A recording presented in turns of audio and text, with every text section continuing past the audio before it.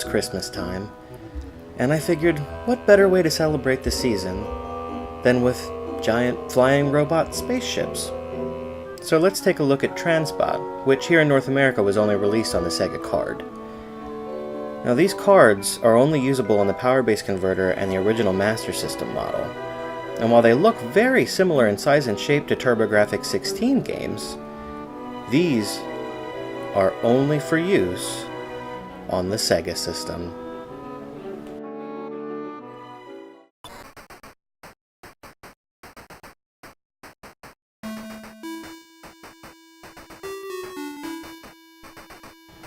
TransBot is your classic, simple, old-school shoot-'em-up. One thing that does differentiate it, though, from other old-school shooters is the power bar at the top of the screen. When you take a hit, you don't immediately die like most games of this type. You can take several hits, usually. I think some enemies can kill you in one hit. And then when your power bar goes to the very bottom, your ship explodes and you lose a life. Underneath the power bar is the arm bar, and that represents the energy of your current weapon, which you get by destroying one of those little truck things and collecting the power up. Weapon B is, well, it's a little ring thing. I can't see the usefulness of it except for making the shot a little bit wider. But why do that when you've got Weapon C, which is so big it'll take out mostly anything on the screen. Weapon D is a powerful missile that will shoot through enemies after destroying them.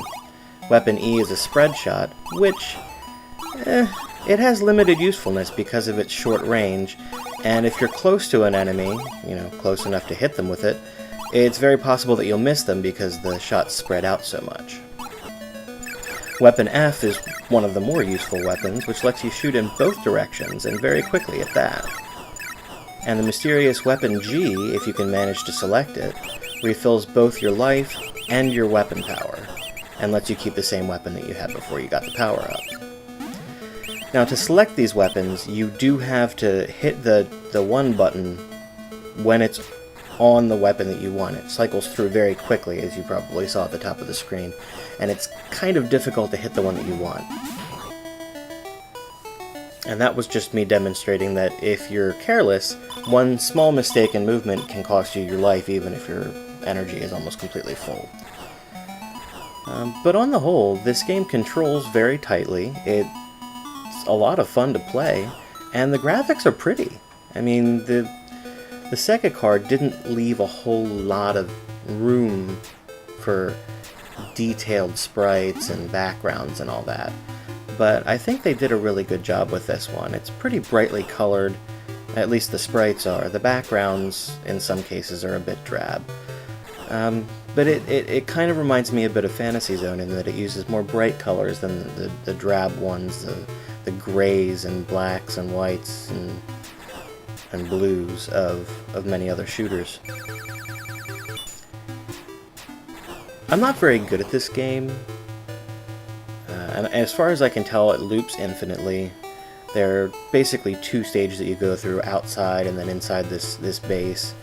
And at the end of the base stage, you do fight a sort of boss, but then you go back outside again. So, I mean, there's really no way to beat the game, just get high scores. But I do recommend it because it's not expensive and it's fun. And isn't that what really counts? Thanks for watching, everyone.